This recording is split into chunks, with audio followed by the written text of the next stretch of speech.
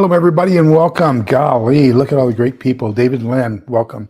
If you'd like to come on, let me put the invite. Anybody who would like to come on and help me with this discussion, feel free to. I'm going to post the link here as an invite. All you have to do is click on it if you have a camera and and good lighting, and you can come on camera with me and we can discuss this book.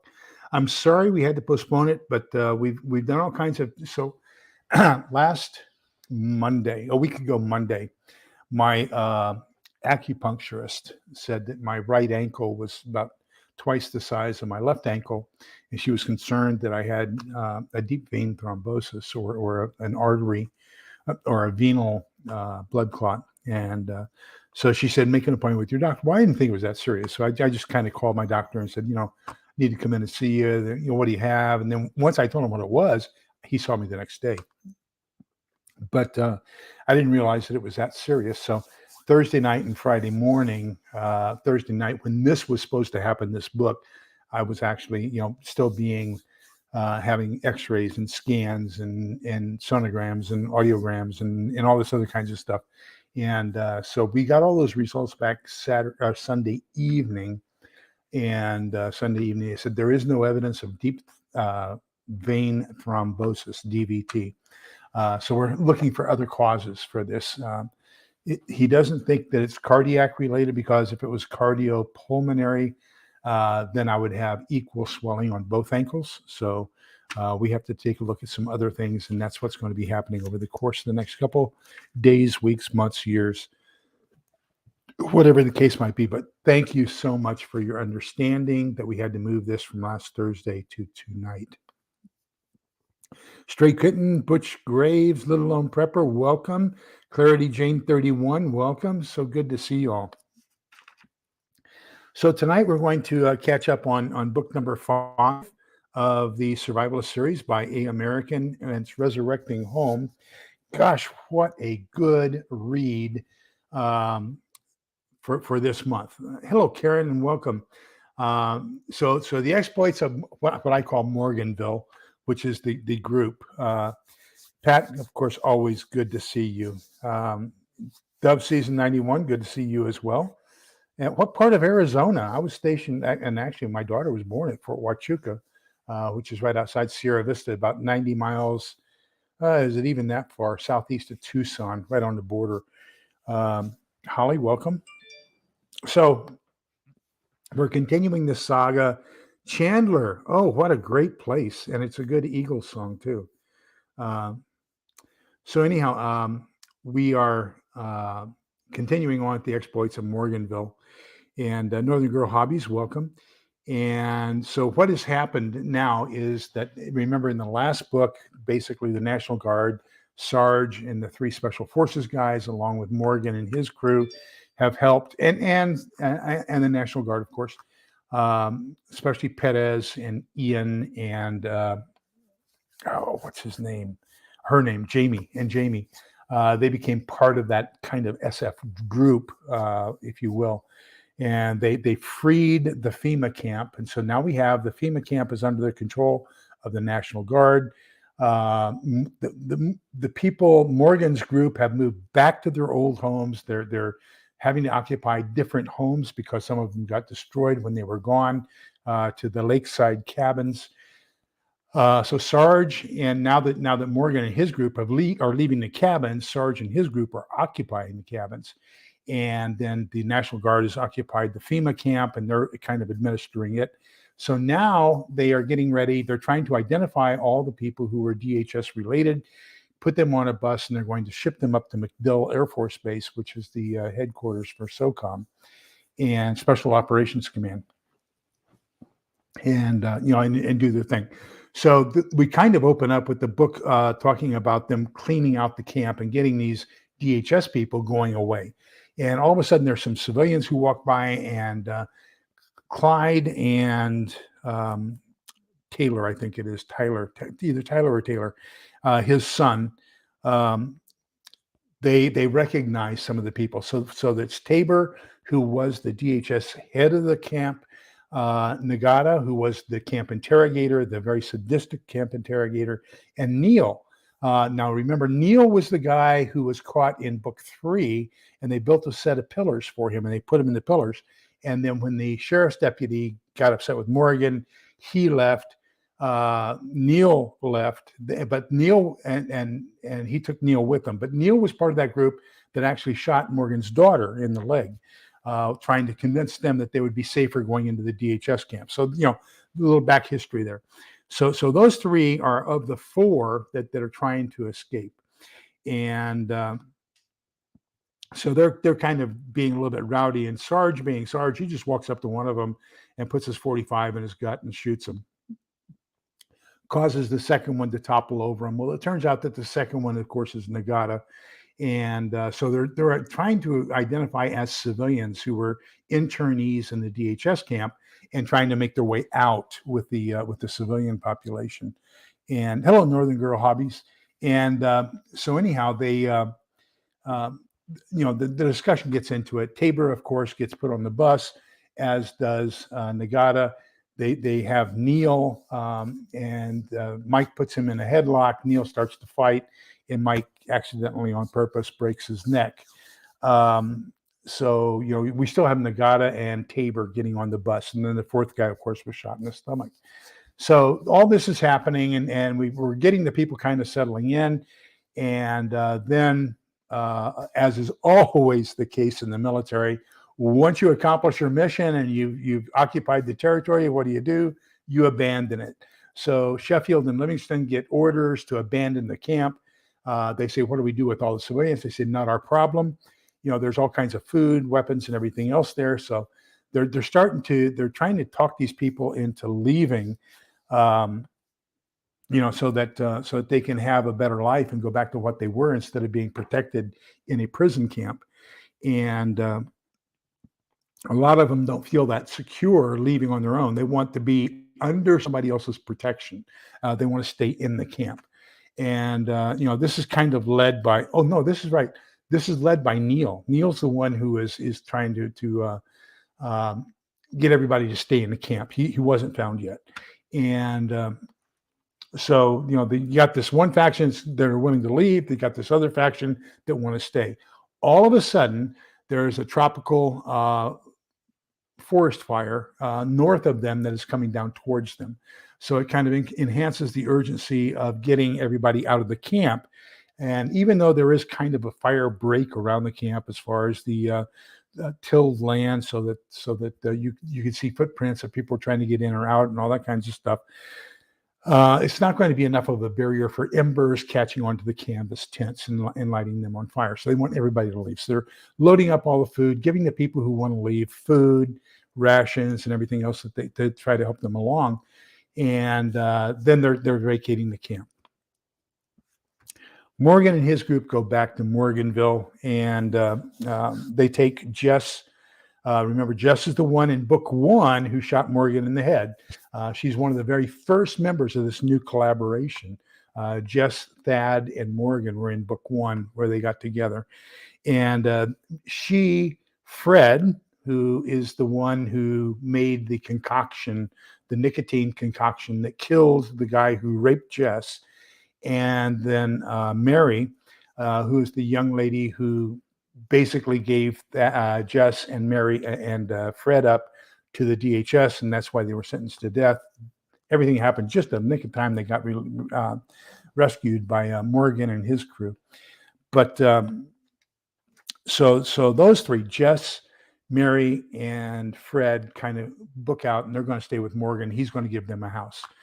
And the other one, of course, is Kay, and Kay was their supervisor in the kitchen where they were all working. And Kay kind of stays there to take care of feeding those people who are left behind. In the meantime, Morgan goes back to his place, and so as they're going around looking for things, they figure they're going to go back, and they're trying to find equipment to fight the fire with. And they come across a couple named Tyler and Gina. And so Tyler has a nickname of Batman. And but anyhow, they don't have any weapons or anything. They've got, I think, one sawed-off shotgun or something like that. But they're being harassed by these guys. And these guys are going to be there in a post-SHTF environment. And So they're complaining to Morgan, and Morgan tells Sarge about it. And so Sarge, Mike, and Ian get in one of their Hummers with a SAW, squad automatic weapon, in the cupola, and they go down to help Ian, or help Gina and Batman. So I want to kind of take a little bit out of sequence here, and I want to point out something that happens. And these are three different events, but I think collectively we can take a look at it. We can say this is reality in a post SHTF or a Teotwaki or a world without rule of law environment. What's going to really be happening? So number one, we did have Sarge kind of just summarily executing that one guy by shooting him in the stomach with his 45. Who was trying to disrupt the evacuation of the camp. So that was just kind of out and out. He did it. Now we've got these four people who are bullying Gina and Tyler. At the same time, we've got Neil, who is trying to have an insurrection, let's call it, of the civilians who believe that it's the responsibility of Morgan and the National Guard to feed them, house them, protect them, etc. And at the same time, then the third major character is we've got this lady named Kathy, and she's out at the front gate, let's say 100, 200 yards in front of the front gate of Morganville. And her husband and her children and her are walking down the road. A bandit comes up and wants to rob them of what they have. All they have among the four of them is one can of corn. So the bad guy basically kills Kathy's husband for the can of corn. And then Morgan and his guys come upon it, and they summarily execute the bad guy for killing the father for a can of corn, and leaving the wife and children basically to starve to death. So then they kind of adopt the wife, Kathy, and the two children and pull her into Morganville, and they give a funeral to her husband, and everything else, and trying to take care of her, trying to help her to adapt to the situation. Now she's got nobody to take care of her and her children, and so things are just gotten really bad for her, but let's take a look at what's happening here. So at the same time, Neil gets discovered. I think it's Clyde and his son Shane, who identify Neil and say he's one of the other guys. And so then, of course, Morgan and his group finger him and say, yeah, he's the one who shot my daughter and all this kinds of stuff. And they're trying to talk some sense into him. It doesn't work. And Mike just snaps his neck. So they get rid of that. So that's another one done. So when we take a look at what's going on as far as crime and punishment in a post-apocalyptic, without rule of law world, let's take a look at what has happened here so far. So the Gina and let me throw in this one last one. Then we'll take a look at the overall consequences here, and because there aren't that many options of what you're going to do to punish people who are taking advantage of or punishing other people unjustifiably. Okay, so the three minus Doc, so the Special Forces 3 minus Doc plus Sarge, 3 people total, go down, and they're going to protect Gina and Tyler. And so the bad guys come down. They're basically, and evidently Gina has MS, and so they're getting ready to try to pounce on Gina and take advantage of her. And when they're trying to take advantage of her, of course, that's when Sarge and his group show up and want to know, what are you doing? What are your intentions? And so these guys are just, kind of, and so they say, well, take us back to your camp, and we want to know what's going on. So it turns out that these guys have been kidnapping children and using children for their own purposes, their own exploitative purposes. And so once they find all that out and everything else, the way that they kind of punish them is they take all their weapons away, and then they take a hammer and lay their hands on the bumpers of the Hummers and break their hands and break their fingers, and then handcuff them together with zip ties and have them walk down the road back to their camp. So if we take a look at it, Neil gets executed. Nagata and Tabor get handcuffed and put on the bus and taken to the SOCOM headquarters for imprisonment. We've got the guy who killed for a can of corn gets killed. And who else? And Neil gets his neck broken. So it looks like in a post-apocalyptic world, there aren't that many ways to effectively punish somebody for really bad crimes. What we saw in book one was basically, you take good care of people and they can, and you let them go, they can basically come back and attack you. And that's basically what happened with Neil. That's basically what happened with the deputy sheriff and everybody else. So it looks like in a world without rule of law that you've got a slap on the hands or death penalty. That's about the two options that you have. And so that's something that we have to morally, we have to ideologically, we have to mentally prepare ourselves for is, we're going to be back to 1800s Wild West, Texas independence style of law out in the world, if it comes down to what it's possibly going to come down to. And so, I think that's critical. And I think that Chris, Angry American, does a really good job of presenting this, that there are very few options on what we're going to be able to do to punish people for being bad. So this kind of leads us, it's not mentioned in the book, but I think it's something that we need to get the framework around in our minds. And that is, what is the code that we're going to have in our newly established community that says these are the rules that you cannot break? Now, Steve Smith, in his book series, the Stonemont series, they adopt what I call the 11 commandments, the old 10 commandments plus the 11th commandment given by Jesus. And they say that's how we're going to operate our entire society. You kind of get the feeling that that's the same thing that's going on here in Morganville, is that they're using a code that's based off of the Old Testament, a little bit of the New Testament, and people are trying to say, this is right and this is wrong.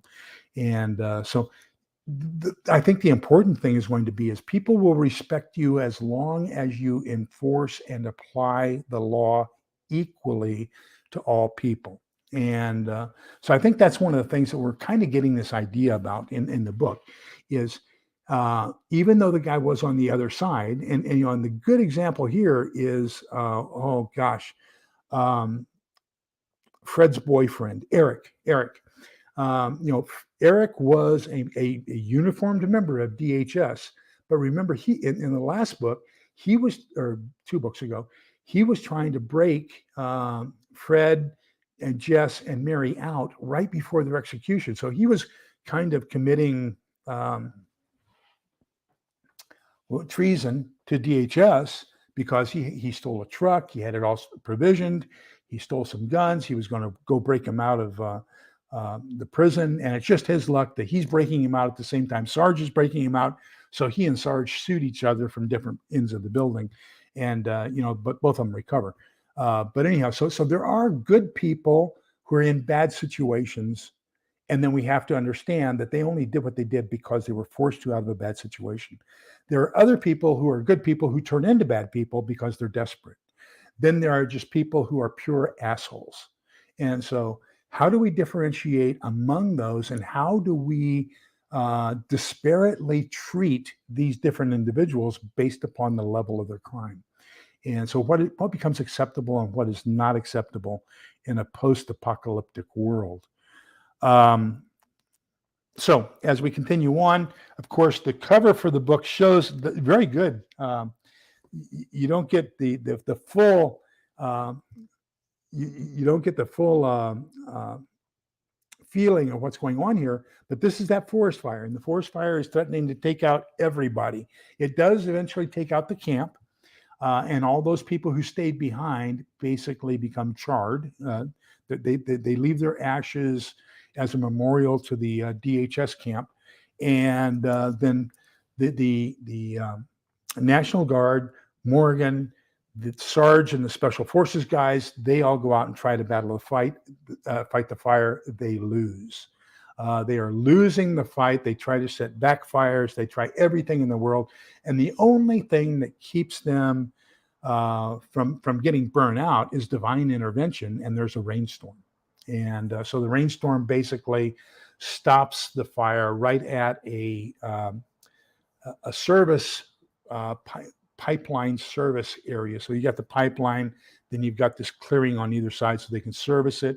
And the rain hits just as it hits at the pipeline area. So, that calms it down and they don't get burned out. So now let's talk about the advantages and disadvantages of fires, because the fire does something really, really, really advantageous and something really, really disadvantageous. So fire drives animals, living beings, away from the fire. They are seeking relief and protection from the fire. And so that means that they hadn't seen deer in a long time. And all of a sudden, bang, they bagged 3 of them just right off the bat. Wild boar running to evacuate away from the fire. Alligators, there's all kinds of meat, things that you can hunt and eat, are running away from the fire and into Morganville area. Okay. So that's an advantage. So all of a sudden, all this food that was out there scarce gets concentrated as it comes towards you. Now, the disadvantage is all the other animals, 2-legged kind, who may not have the best of intentions, are also being driven by the fire in your direction. So that's where we see Kathy and her husband and 2 children with a can of beans, is they are trying to run away from the fire, and so is this other bad guy. And so, that kind of takes things up there. Then the National Guard goes back to check out their garrison, and this guy assumes that he just picks up the sheriff's badge, appoints himself sheriff. He's got some deputies. He's trying to tell Livingston and what's the other one's name? Gosh, I said it earlier. The captain and the lieutenant, that he's in charge now. He's the civilian authority. He's the sheriff, and they're under his command. And no, the fire, Northern Girl Hobbies, was probably induced by lightning, or at least that's the impression I get. It never really says what caused it, but I have a feeling it was natural causes. Either that or it was somebody's campfire that went errant, but we never find out what it was. But it doesn't, we don't know the cause of it, but you don't get the feeling that it was something that was intentional. You get the feeling that it was either natural or accidental. Let me see, I've got something there, but I can't see it because of my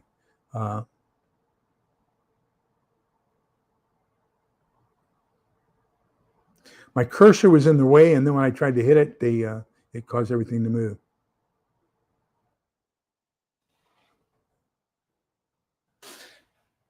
Pat asks a very good question. Let me finish this thought, and then we need to discuss that. That's something we really, really need to discuss. That also comes up in Steve's books in the Snowmont series. So anyhow, so this guy is trying to convince the sheriff and Livingston and Sheffield. There we go, Livingston and Sheffield. That he is in charge. He is now the civilian in charge of the area. They say, "Who elected you?" He says, "Well, I assumed the job, somebody had to do it." They take the badge away from him. They go to Morgan. They pin it on Morgan. They say, "You are now the sheriff of North Lake County." And then, of course, he deputizes all of his friends and everything else. And so he says, "Well, if I've got to do this, I'm going to need some help." Well, Ian Perez and Jamie have already been exposed and living with the Morganvillers for quite a while. They've really hooked up well with the Special Forces troop. So Morgan makes the recommendation that they come down and reinforce him as be the National Guard military presence to assist him in keeping peace in the area. That happens. So everything's kind of, at the end of the book, we've got Morgan in charge as the sheriff. We've got Sarge and his group are up in the campsite. Everybody's safe from the fire. The DHS camp no longer exists. It's all ashes and cinders. Sheffield, Livingston, and the National Guard's troops are going back down, along with a bunch of the evacuated citizens, civilians back to, I think it's Ocotillo, it might be Umatillo or something like that. But they're going back down to reoccupy their guards' armory. And of course, they have evacuated all the weapons and all the food and everything, and fuel and everything else away from the DHS camp. So now it's going to be, how the heck are we going to survive? So let's get to Pat's question, because this is a critical one. Don't know if I could kill another person except to protect myself or my family. So let's define protect. Let's define what is a threat to you. Is somebody, if you have your backyard, there's a guy, Eric, and he has a fantastic channel, and it's on gardening, and it's called Epic Gardening. He's a Filipino guy, lives in I believe San Diego, and he does all kinds of stuff. And he was showing, so one summer he did his entire backyard in wheat. So he had a 20 by 40 plot of wheat. When he got done with the year growing that 20 by 40 feet in his backyard of wheat, he had barely enough flour from all of that wheat to make one loaf of bread. So now, if somebody steals your wheat or your corn or your chicken or anything else in your backyard, is that a threat to your life and your family's continued existence? I would submit that it probably is. Back in the Old West, you could actually kill a man and get a life sentence. But if you killed his horse, you would get hung. And the reason is because you had to provide a man an opportunity to live. Well, the same thing with, I think, food and other things. It's going to be some forms of theft. If they're poisoning your water supply, threatening you, causing your life to be whatever. I think that's going to be a case where, at least for me, I'm going to say that's a threat to my continued existence. That's an existential threat that I'm going to have to rectify. And sometimes maybe we can talk it away. Maybe we can say, hey, look, dude, you're threatening me. I don't like it. I'm going to take drastic action if you don't stop. If you think that'll work, try it. And if you don't, then you're going to have to go to a different alternative. But I think that all of our mindsets, all of our preconceived notions now are going to dramatically change once something happens. And it's going to be survival of the fittest. It's going to be the fastest draw. And it's going to be, who is best prepared to make the decisions that they have to make. If you hesitate, the other guys already have, their intentions are already known. What they're going to do is already known. They are convinced of what they're already going to do. So they have an advantage right there. So if you hesitate, you double that advantage that they have over you. So you're going to have to make decisions now about whether or not you're going to hesitate in the future. And I think that's going to be a tough part for all of us, because that's just not the way that we were raised. That's not the way we think of the world. We like to think that we respect others and they respect us. But unfortunately, I think that in the near future, that's not going to be the world that we're going to be living in. Let me see. Hello, Moonsprout. You get down here and see how it is. Prepper Book Club. Hello and welcome.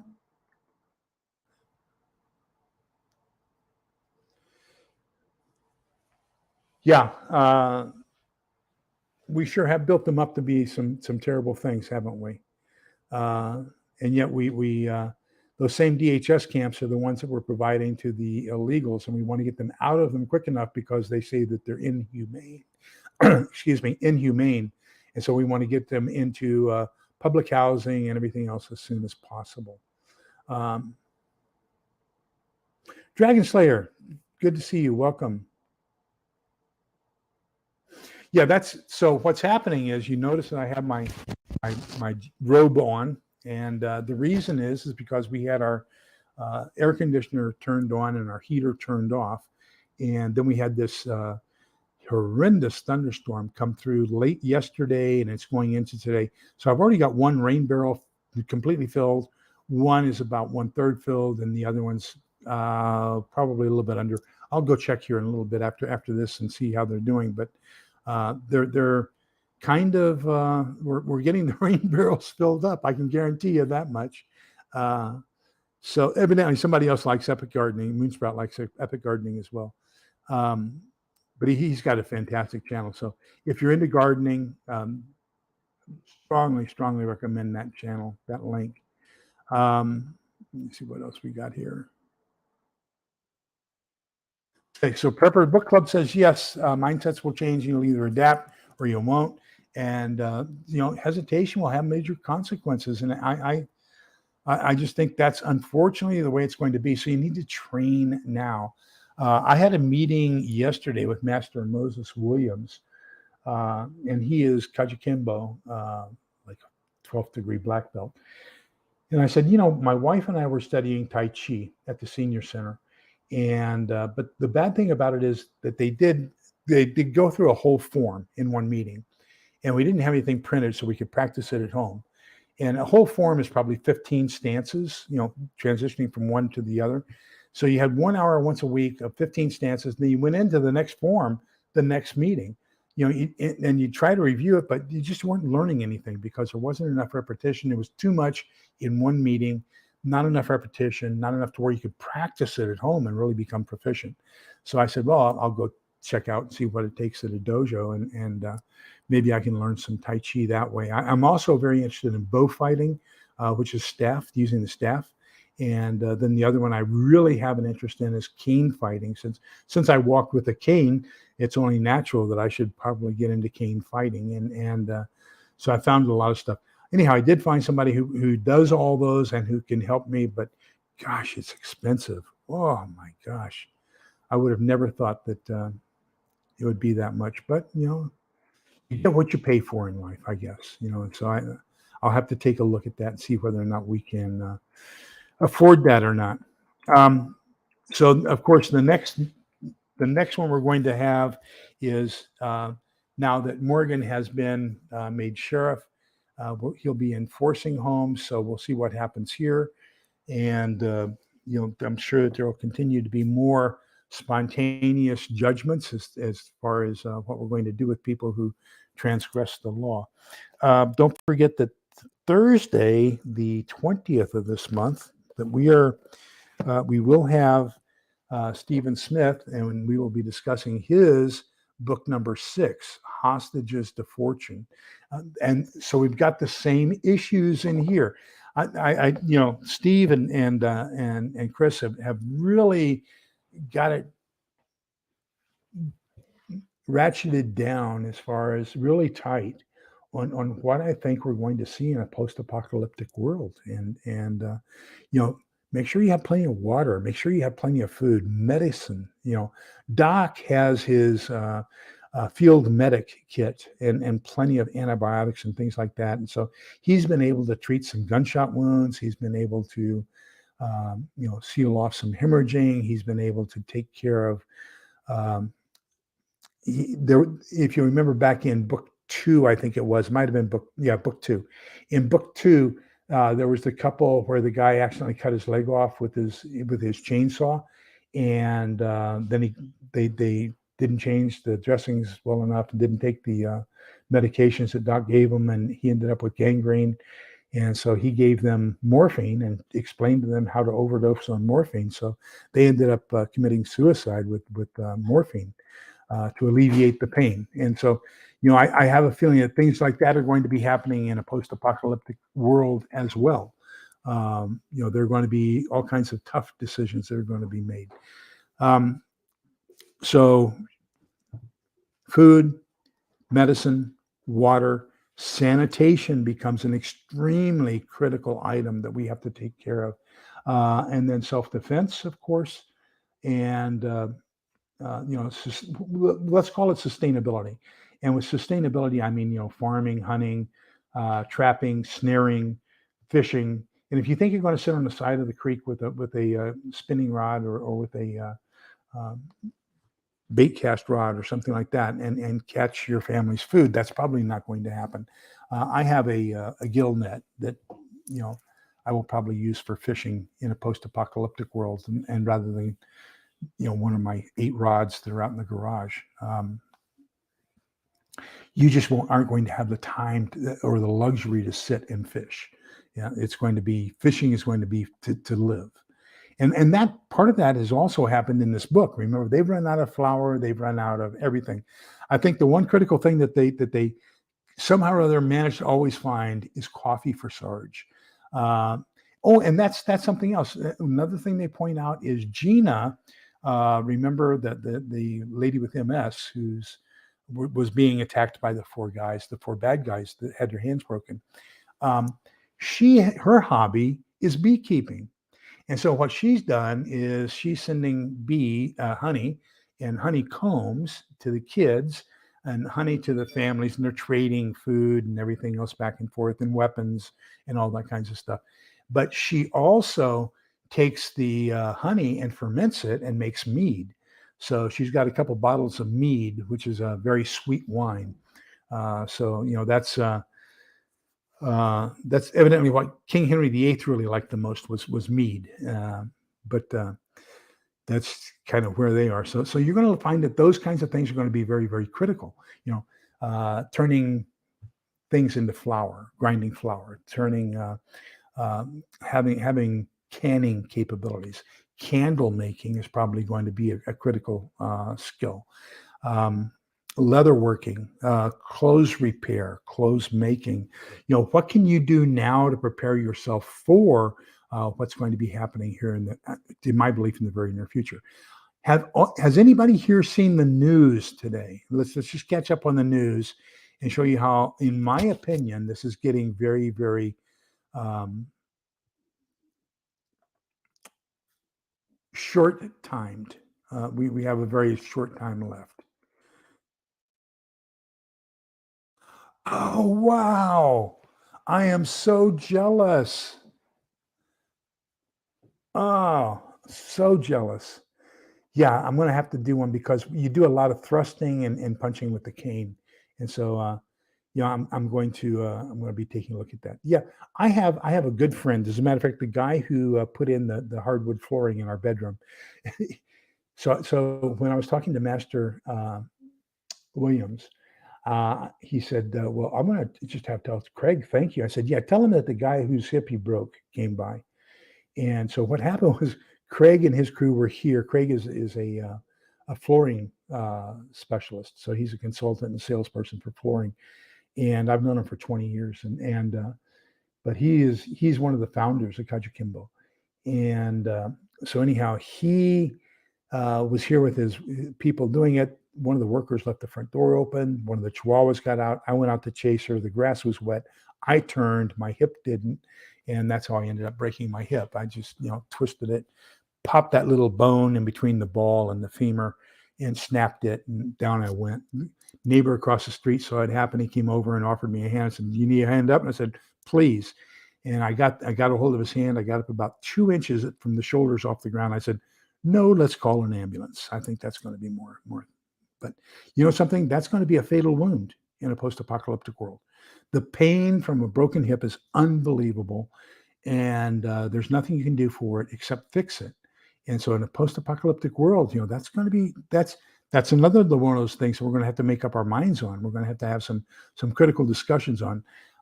Is in CERT, which is the Community Emergency Response Team. When I did that training, we go through an assessment of, we come upon a mass casualty event, and the first person you come upon, let's say, has a severed arm and they're bleeding out. And so do you put a tourniquet on that person, or do you bypass that person and check on the other 30 that are behind them? And the answer is you bypass them. Especially if in a post-traumatic world, because remember, once you put a tourniquet on, only a surgeon can take it off. You've got to close those arteries surgically or cauterize them or something to stop the bleeding. Because once you take that tourniquet off, if you haven't cauterized them or surgically stopped the hemorrhaging, then they're going to bleed to death. So, if you're in a post-apocalyptic world, the question you have to ask yourself is, do I do a better job putting a tourniquet on somebody and delaying the death? Because now Remember that extremity, the portion below the tourniquet, is not going to have oxygenation through arterial blood flow, which means that it's going to turn gangrenous, and which means that they're going to die of infection. So, knowing that, would you rather them die of the gangrenous infection or have them die of bleeding out? Those are the choices. And unfortunately, those are some of the tough choices in a post-apocalyptic world that we're going to be forced to make. Hopefully, we won't be forced to make them. Hopefully, we won't be put in those situations. But, think about it. Get your mind ready for it now. Um, so I think at Prepper Book Club, was that you that told me to, where is it? It was right here. I don't know what I did with it. There it is. Was that you that told me to start on this series? Because I am in this series. And I think that was you that recommended, what's this guy's name? Franklin Horton, because you would like for me to get him on to interview him. But yeah, that's a good series too. But right now I got 3 different series going on at the same time. I have to be careful or I'll mix them all up in my mind. Holly, happy Easter. So that was kind of what I was asking about, if anybody's seen the news. So today is the beginning of the Passover in Israel. And evidently Lebanon has, and Gaza has launched a massive attack against Israel. Multiple rocket launchers, just hundreds of missiles and rockets being launched on Israel. And so President Netanyahu and his defense minister were meeting, and evidently there's going to be a massive retaliation against the Gaza Strip as well as against Jordan. And this may be the powder keg that blows up, that causes everything to go. So, we be very, very observant of what's going on in the Middle East. That is, in my opinion, has always been the powder keg. That's foretold in Matthew 35, in James, in 2 Peter, in Thessalonians, in Revelations. All those basically point towards Israel, the third temple, and of course the battle of the Prince Gog of the land of Magog, and his minions and everything. So I'm keeping an eye on that. I believe a lot of other Christian faiths, Christian denominations are like mine, and we start tonight. Tonight is Maundy Thursday, so basically once we open the Mass this evening, and of course the priest washes the parishioners' feet at this one. This is the initiation of the Eucharist, or a lot of people call it the Last Supper. So we don't end the Mass, and we won't end the Mass until after the Easter Vigil, Saturday evening. So basically, we're saying that we're awaiting God's coming, Christ's coming as the Redeemer. So tonight would be the night that he went into the Gethsemane, into the prayers in Gethsemane, when he was taken before the Sanhedrin, and his initial appearances before Pontius Pilate. And then tomorrow morning is when he would be scourged and put on the crucifix. And then tomorrow at 3:00, the 9th hour of the day, 3:00 in the afternoon, is supposedly when he died on the cross. Which is why we say every day at 3:00 we have a litany that we say called the Chaplet of Divine Mercy. And so we ask for forgiveness of our sins. And that's a prayer that we say at 3:00 every day in memory of the 3:00 death of Jesus. And so Pat, here's a key thing that we all have to remember. What's the name of Joe Harry's window? And Joe Harry's window says that there are 4 panes, okay? And so if you write across the top, you divide a square into 4 boxes, a line down the middle and a line across the middle. So up top on the column, say, I know and I don't know, okay? And then as we are looking at the rows going across, the top one is and the bottom one is you don't know, okay? So I know, basically, what I know. It's out in the open. We all know it. We all know that Israel got attacked today. Okay. Then, if you move down, there's things about me that that I don't know. So I need to discover those. And then We can move over to the other one. There are things about me that I know that you will never know. That's my hidden closet that I'm never going to expose to anybody. And then down in the fourth quadrant, there are things about me I don't know and you don't know. And the only thing that's going to let us find out how I'm going to react or what I'm going to do in that situation is to actually thrust me into that situation. Now, here's the tough thing, and here's the voice of a guy with 21 years in the Army. The way I react to a situation today is not necessarily the same way I will react to that exact same situation tomorrow.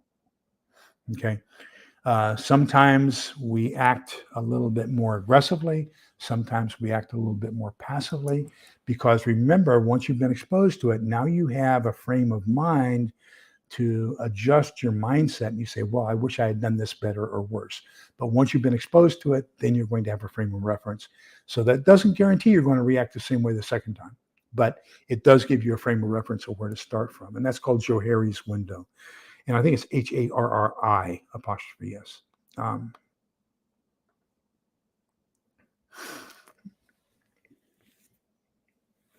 One of the most common phrases in the Old Testament, and I think one of the first places we really hear it is in Joshua chapter 1. I think it's verses 1 through 9, but let me grab here. Go back here, way far back, Joshua 1.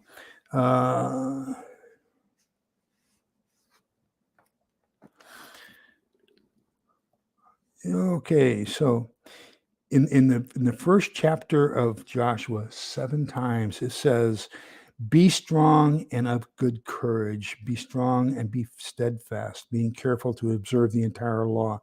I command you, now we're moving on down to verse 9. I command you, be strong and steadfast. Do not fear nor be dismayed, for the Lord God is with you wherever you go. And so, Lord, then Joshua commanded the people as they moved into the Transjordan area into Israel, be strong and of good courage. And so that's one of the biggest commandments that we have in the Old Testament is to be strong and of good courage. Just remember that you have something with you that most other people don't. And so, all I can say is be strong, be courageous. The other thing I want to tell you is, and I don't want to put too much stress on you, but we are the 5%. 95% of the country has no idea what's going on. 95% of the country has no preparations whatsoever. And they're just too wrapped up in themselves. They're too hedonistic. They're too narcissistic. They're too laissez-faire to even be concerned about what you and I and this group is concerned about, and have not taken the opportunity or made any effort to prepare to learn or to begin to sink in what is it that I'm going to have to be able to do in order to survive in the next whatever. And so that means that automatically that's going to place you at a level above. So you're 1 out of 20. You're 1 out of 20. And so you're going to be that one person of a group of 20 who has to take the leadership role, because you're the one who knows what needs to be done. You're the one who has the skills, knowledge, and ability. I know you've only been doing this for 3 months.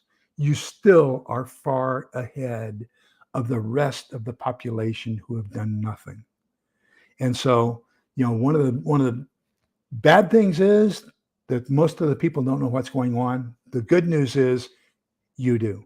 And so you can share that, you can teach that, as long as you keep your wits about you, which is why, we have to say that prayer and say, we need to be strong and of good courage, because I think that's going to be what's going to be most important. Yeah, so I think bees. We could live off honey. Basically, it's such a great miracle food. It's also a great um, medicinal plant. So here's my plans for the near future, because we got a couple minutes left and we pretty much discussed everything I wanted to discuss in the book. But here are some things I would really like to get to talk about. If you know a master gardener who would be willing to come on so that I can interview, please get me in touch with that person. If you know somebody who is really good with herbs and medicinal plants, I would really like to interview that person and have them on So we can do some basic learning on our Monday nights, around number one, medicines and herbs, uh, homeopathic remedies, let's call it. And then I would also like to get into some essential oils. What are some of the backyard medicinal cures that we can find? A forager. I'm going to try to get prepping with Sarge. The unfortunate thing is with foraging, it's kind of regional. Sarge is from South Carolina, on the coast of South Carolina. What he has for him to forage there is totally different than what we have here in Central Texas. Now, luckily, we have a lot of prickly pear, and prickly pear is a fantastic food. So, but if we could get somebody on, give some ideas around foraging, I would really, really like that. I do have a request out to a couple of companies. If I can, review one of their IFACs on the channel, and have one to give away for the 10,000 subscriber giveaway, then, would they also send a representative so that we could kind of discuss the advantages and different disadvantages of different IFACs. So one of the things we did discuss at Tuesday night's nonfiction book club was we didn't have enough time to really go in depth on some of the things concerning I'm hurt, what's next. So the three questions that were asked, I'm putting together for Monday night's live, are all based off of medicine. So number one, what is the library that I recommend that you should have available to you for a post-apocalyptic first aid medicinal library? Number two, what is the best IFAC out there for you to get for the cost? Because remember, I made the statement, and I still stand by it. Whatever IFAC you choose should be affordable, capable, because you want to have that exact same IFAC among every member of your tribe or group. You don't want to have variety. You want to know exactly where every component is all the time, because when it's a critical minute, you want to know where to go for the gauze, where to go for a nasopharyngeal airway. You want to know where to go or where to reach for the sucking chest wound and those kinds of things. So, you need to have the exact same IFAC. So what is the one that we're going to recommend? And then the third one is, what are the best channels right now on YouTube where you can go and get good first aid and healthcare training from experts and professionals? And so that's what we're going to be talking about Monday night from 8 to 9 Central. Acorn flower, I've heard it's fantastic. I've heard the same thing with pine nut flower.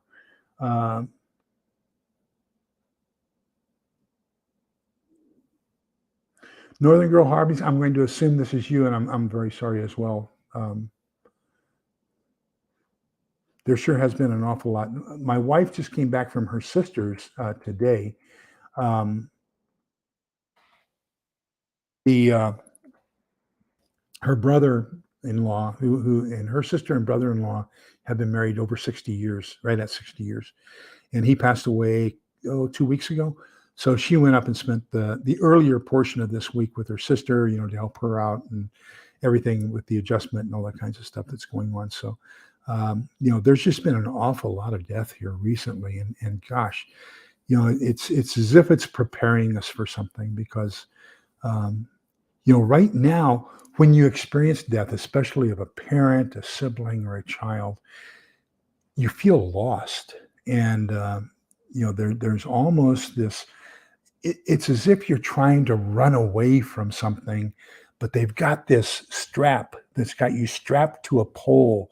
And no matter how hard you run, it keeps you contained inside this feel of despair and loneliness. And so all I can offer you is, we can offer you the scissors of love to cut that strap that has you to that pole of despair and loneliness. And hopefully that as we include you in our prayers, and hopefully as we think about you, we can send some positive energy your way and make this a little bit less traumatic than what it already is. And so my sympathy goes out to you. Karen? Yep. And as we get older, of course, whether it's osteopenia or osteoporosis, yes, the bones get brittle, and as they say in Spanish, mierda pasada, or as they say in Russian, it's говно является. In German, it's Scheiße stimmt. In Indonesian, it's Aratai. And of course, in English, it's poo-poo happens.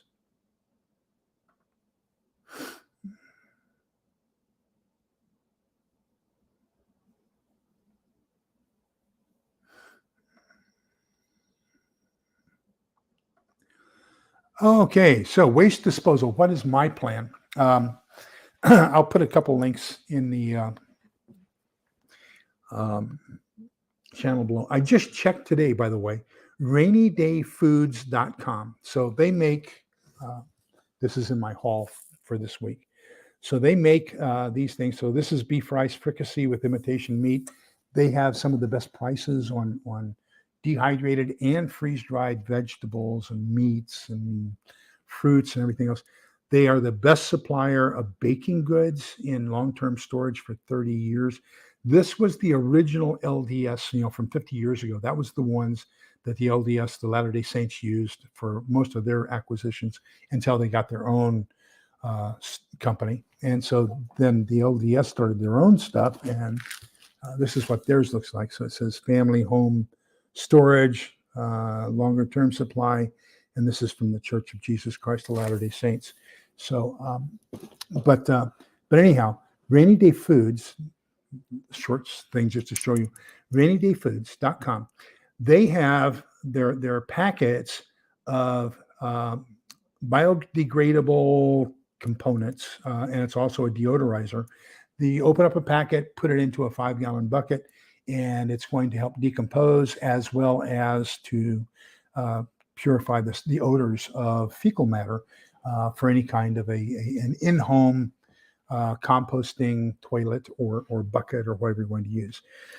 So what I have is actually I've got 3 now, because my daughter's returning a lot of the stuff that I had given her. Her husband's gotten a promotion and they're moving off to New Jersey. So that's what all this stuff is. I'm going to be doing a prepper haul on it, but it's not really a prepper haul. I bought it years ago, gave it to my daughter. She doesn't want to ship it, so now I'm putting it into my inventory. So I'm going to show it in a prepper haul inventory. It's just being added to my inventory. But so I bought online Luggable Loo, LUGGABLELOO, and I'll put a link down in the show notes. And basically what it is, it's a 5-gallon bucket with some plastic bags, bio waste bags. And then of course it's got the eco, stuff that I'm going to put down inside. You can also use the stuff that you buy for campers. So campers have the biodegradable stuff that you put in their composting toilets. You can also get the same thing. I forget what it's called now that you're going to ask me the question, but you use it for septic tanks, same thing. You're going to just put a couple drops in.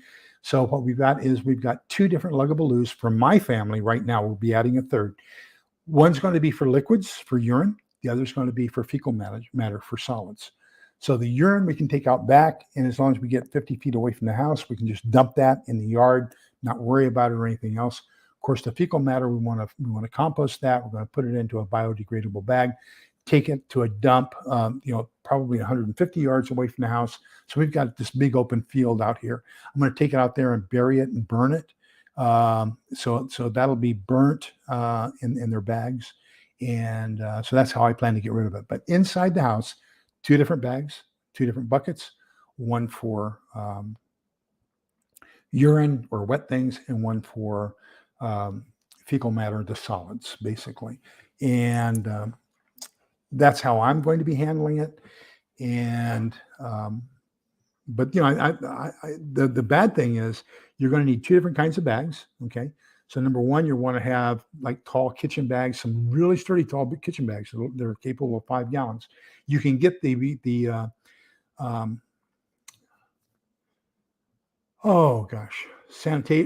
bags. What are they called? Biohazard bags. There we go. The biohazard bags, you can get those online. You can get those from, I believe I didn't look specifically for that, but they might still be available in the supplies section of Rainy Day Foods. I know you can get them online at Amazon, but it's a little bit more expensive. You're going to need a whole bunch of those. Since I'm doing both liquid and solid, I'm probably going to need at least 770 bags just for 1 year. And then you're going to want some contractor type bags to put those inside of as you carry them away to dispose of them and things like that. So it's going to be very intensive as far as the amount of baggage. Now you can go out in your yard 50 feet away from the house, make sure that it's at least 100 feet away from any source of water. Where you and it's downstream from where you're going to be getting water if you're on a river stream or anything like that. And you can dig yourself basically an outhouse.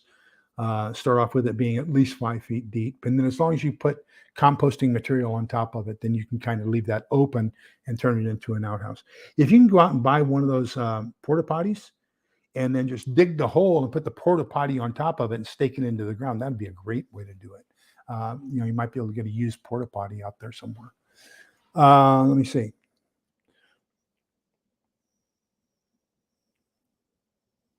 Oh, that's great.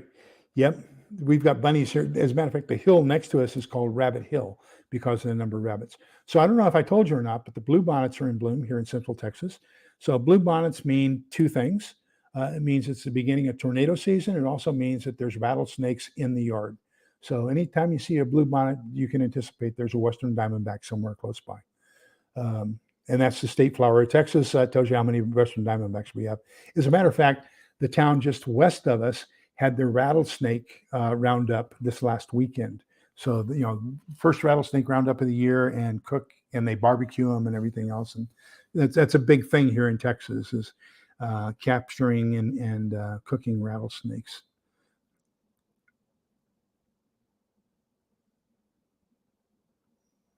I wholeheartedly agree. Parents are tough. I lost my dad when he was 88, and that was in 2011. Pearl Harbor Day. Dad was born on the 4th of July, so it's only appropriate that he would, he was a World War II, Korean War, and Vietnam veteran, so only appropriate that he would go on a military holiday. But he died on December 7th, Pearl Harbor Day, 2011. Then my mom passed away 2 years ago. They passed away directly across the hall from each other at the same hospital. So it's just kind of strange how that happened. Hey, GD Bacon, welcome. So good to see you. Welcome, thank you. Let's see what else.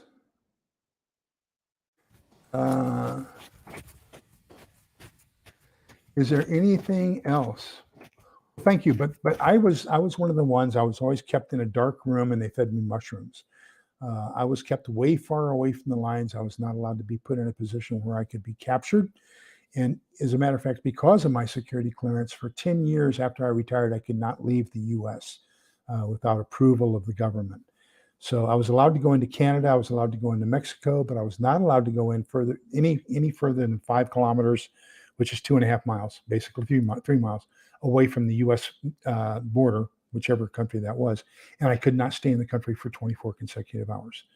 So anything else, I had to have State Department and Department of Defense approval in order to do it.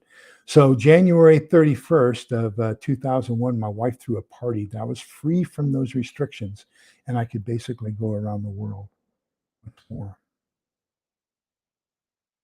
We all are little lone prepper because I think what it is it's the amount of not knowing. If we knew and we could be 100% prepared and we could get ourselves ready for it, I think that would reduce 90% of the fear. But as it is right now, what are we facing? Are we facing a new virus? Are we facing financial meltdown?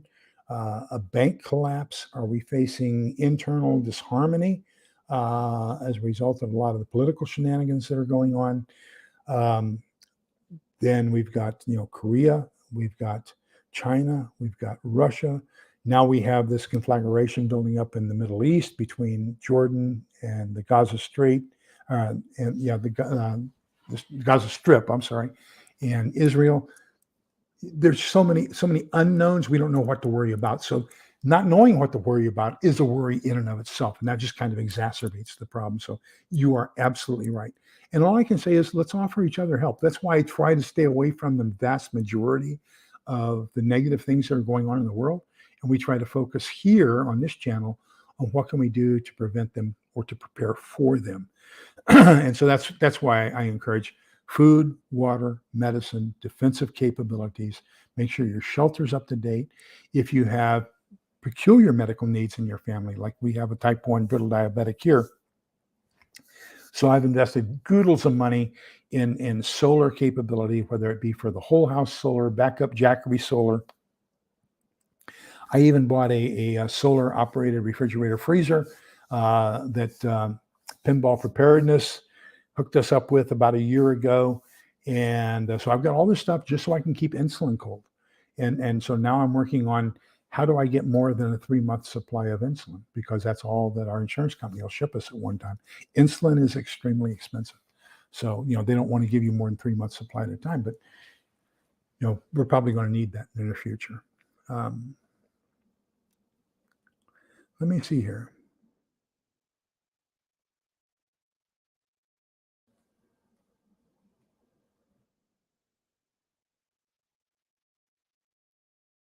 See if I can catch up with the comments and everything. Oh, Northern Girl Hobbies. Well, great. If let, would you do me a favor? Send me an email, and I'll reply and give you my phone number, and let's talk about it over the phone. And let's see if we can't get you in here and have a discussion one night about foraging and about medicines. Would love to do that. So thank you. If you just send me an email, and it's coldwarprepper@outlook.com, and let's hook up and let's see if we can't get that done. Um, Powerful Peps, welcome, welcome, welcome. I haven't seen you before, but gosh, thanks for coming by. Please do me a favor. Make sure you hit that thumbs up. If you don't like me, you think I'm too verbose or anything else, click that thumbs up twice. Okay, just emphatic, because then what it does is no, it's click the thumbs down twice. That's what it is. Yeah, double thumbs down. That'll tell people how bad I am. Um,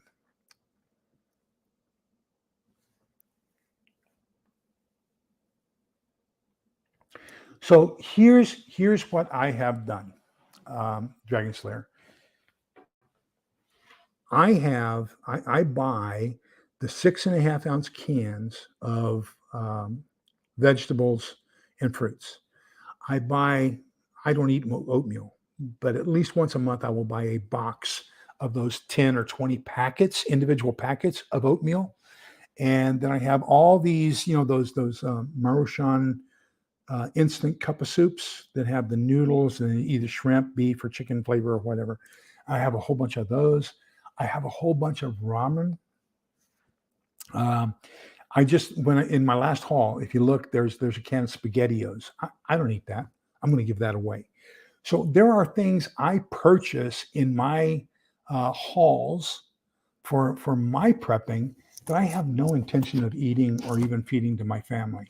I am getting them for the sole purpose of I know other people are coming to my door.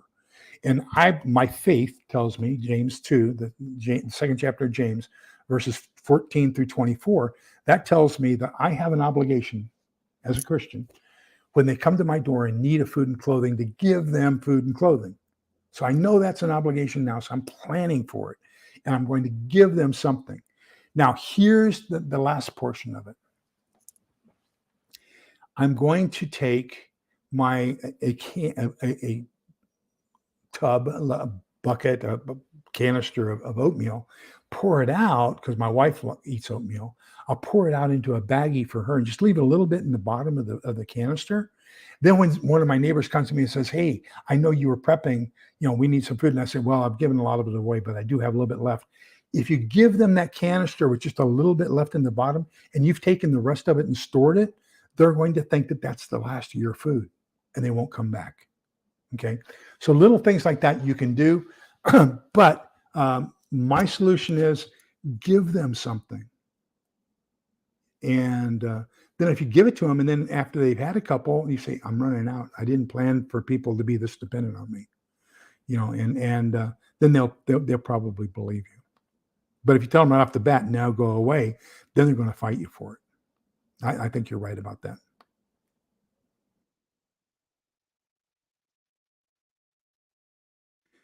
I will have to call Bear, and or get a hold of him and see if I can't get him on here.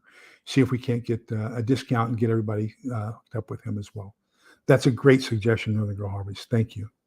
Um,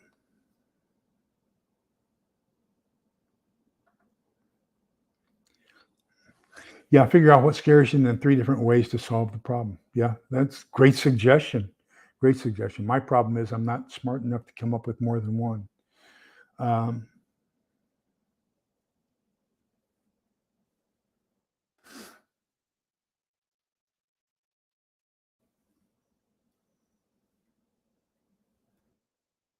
Okay, so I think we're already 10 minutes after, and I'm going to have a whole bunch of extra this month. So probably going to have to pay for this month. But let's see where we are here and see if we can't get these uh, taken care of. Composting toilets. So I will put the link to the luggable loo down below and some of the equipment that you can also get with it. Um, so you're going to want to have wood chips or sawdust. You're going to want cat litter is a good one. Composting stuff, anything like that. Uh, Helen, what's that stuff you pour into septic tanks? We were talking about just the other day. Ridex. Thank you. Ridex is a good one to have, so you can get rid of start composting your fecal matter if you're going to have it in whatever. So anyhow, so here's the difference between the two, Dove Season 91. The Bishop's Storehouse, from what I've been told, I'm not LDS, but I go, since I've been going to the LDS Preparedness Center now for 20 years, they know me. But the Bishop's Storehouse is providing food to church members who are in desperate need. They've lost their job, something's happening, they're down on their luck. So they can then go to their local bishop, and their bishop will give them basically a piece of paper saying these people are in need. They take it to the storehouse, then they are taking care of their own. Whereas the resource center, this one is separate. The family home center is separate from the bishop's warehouse. As a matter of fact, when I go to pick up stuff at the for the food supply, you have to go through the bishop's storehouse in order to get to the food supply. They always come out to the car and ask me if they can see my bishop's letter, because they'll bring the food out to you. You pretty much ordered it online. They'll bring it out to your car for you. But I know I'm going next door, so I'm going through. And they, oh, okay, well, welcome. So that, that's pretty much how it works. Let me see down here. Okay, I think we're pretty much coming to an end. So Dove Season 91's had a luggable loo in the past. Yep.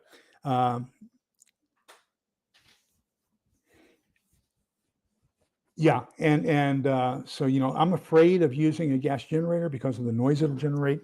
I've also done videos about how you want to have different types of cooking, how you want to have different types of foods available to you. Maybe for the first week you can get by cooking, and people are going to be cooking all their stuff too. But then after that, if you're out in the backyard grilling, you always know when the next door neighbor has steaks. And so I would recommend you probably not be grilling after about a week. You concentrate on things, odorless cooking, where you can get a fire and just boil water, add it to something like the 2 rainy day foods I showed you, the chicken fricassee, or a mountain house or something where you're just adding water and you're going to rehydrate a meal and don't have to really cook it. That's going to be what you want to do for about 2 to 3 weeks after that initial 1 week. And then you can go into other things. So MREs would be a good thing for that time period as well.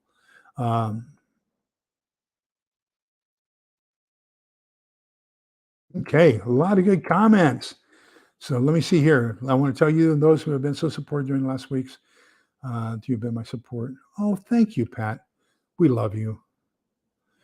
And thank you for your great emails. And Hello Tofu is fantastic as far as I couldn't ask for a better moderator. By the way, I am looking for more moderators. So if you're interested in becoming a moderator, because poor Hello Tofu is doing so much work, she's with me 3 nights a week, and just, gosh, she's doing a champion job. So I would like to be able to let her think that she's not obligated to be here all the time. Although I love her being here all the time, I feel guilty putting all that work on her. So if anybody else is interested in becoming a moderator, please get in contact with me. Get down here.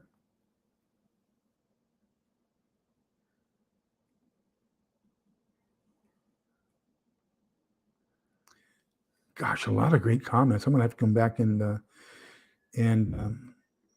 read all this. Okay, so let's get to the end here. Remember that Thursday the 20th, we are doing Steve Smith and his book 6 of the Stonemont series. Thursday the 27th, we're doing book 6 of the Survivalist series.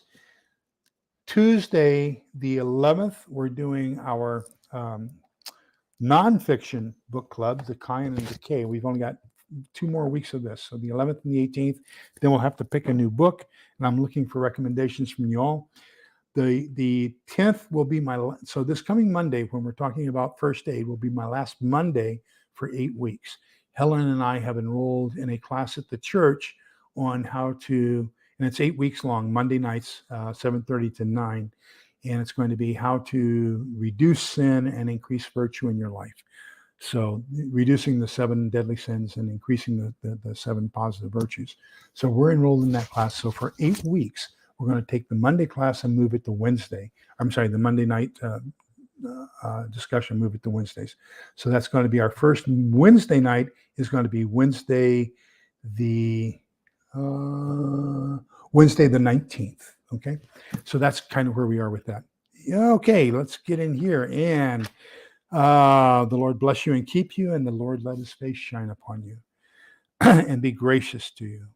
The Lord look upon you kindly and give you peace. Or as we say in Latin, dona nobis pacem, grant us peace, O Lord. So remember, we're all in this together so we can come out the other side together. And thank you for your support of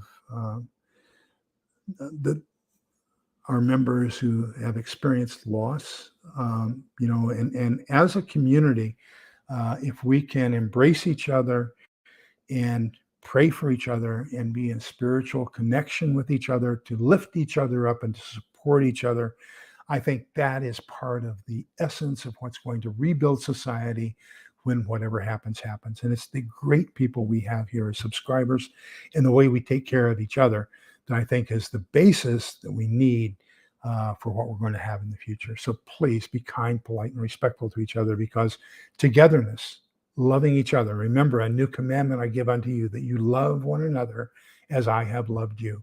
And so that's what we need to do. We need to instill that spirit of community, that spirit of love. We need to take care of each other, and all of us be in this together. So thank you all for being here so much. Love you all. Please remember, subscribe, forward, and hit that thumbs up. See you all Monday. Okay, take care. Bye-bye.